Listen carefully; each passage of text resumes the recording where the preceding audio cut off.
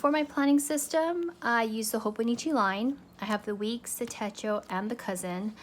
And so I will just give a brief overview on how I use each one and how they are implemented with each other. So the first thing in the morning, I grab my Hobonichi weeks. I flip over to the yearly log.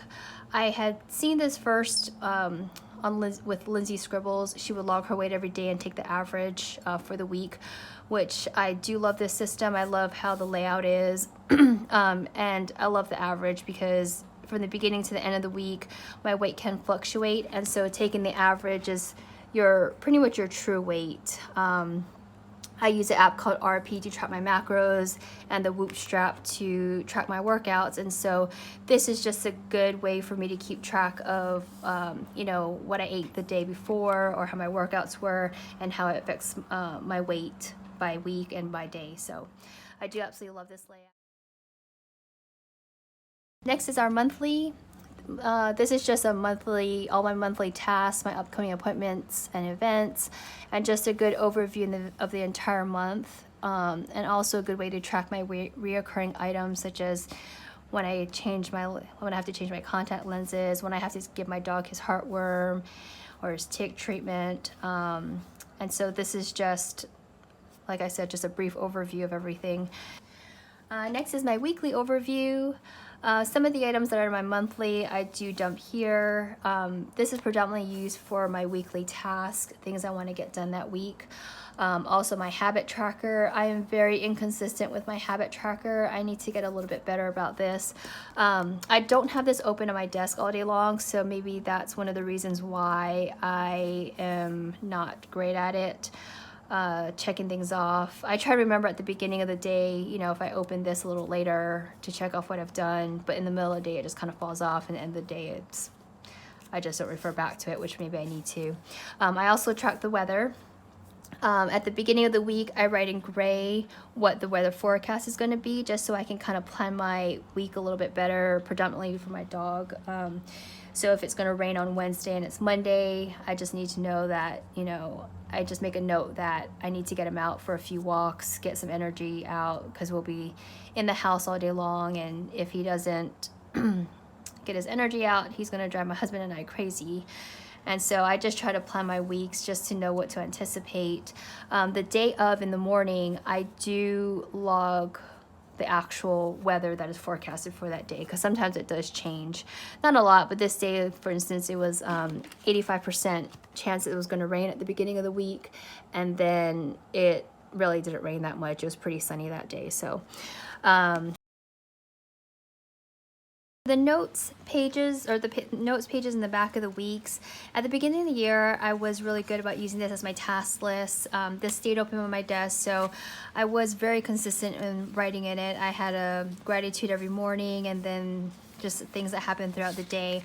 But I was keeping this really neat, or trying to.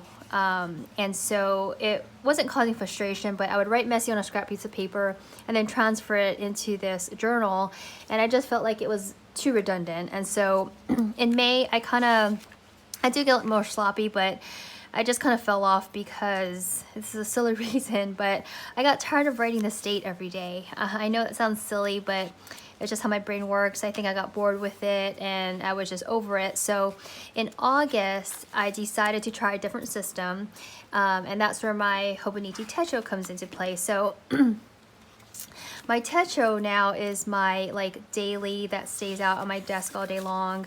I write the to-do or task at the top, and I know you might think that's the same as writing the date every day of my weeks, but it is completely different. And it's glorious that it is pre-dated. And so this is where I put 3 important things I want to do, that day, and then any type of appointments or events, and then further to-do lists, things if I get to. Next up is my cousin. At the beginning of the year, another idea I got from Lindsay Scribbles is she would take a sticker a day and then log, write something that happened that day, which I love this idea. These layouts turned out really pretty. I love how they look. But then in the this month, August, I decided to change that up and use my monthly as an overview, similar to what I have in my weeks, but I just wanted to see if I could change this up just a little bit. I felt like I was getting pressured almost at the end of the day to put a sticker on there and then write something. So I just wanted to have a little bit more freedom, leeway to, if I didn't want to write something that previously, the way I was using my weekly spread was I was trying to schedule my day. So if I woke up, what time I woke up, what time I ate, what time I worked. And the biggest thing why I had to move away from this was because within an hour, I would complete maybe 12 different things. And of course, all those items are not going to fit in this little box. And so as far as me trying to figure out time management and where my time was going and when something was getting done, it just wasn't ideal. So that's why I moved over to the Techo, and I absolutely love just keeping this as a memory keeper, having it look pretty, quote unquote pretty, and then just having this as a messy planner. So this system has really worked out now. So my daily pages are just basically a journal. I would like to next year, or maybe I can just finish until the end of the year. The Coffee Monsters Co.'s Helen made it a point to try and journal every day, which I absolutely love. That's a really good idea. There's days when there's nothing on these pages. You know, I don't have anything written, and not that it's bad to. I mean, it's of course not bad that you have blank pages, but I do like to see it when it's more filled out. The only issue I have, and I see why some people move over to the bullet journal, is you're kind of restricted to, you know, the amount of space you have that day. So, for instance, one day I saw a turtle, and I wrote multiple pages. So I saw it on the 25th, ended up continuing on the 24th to the 26th, and then to the 29th.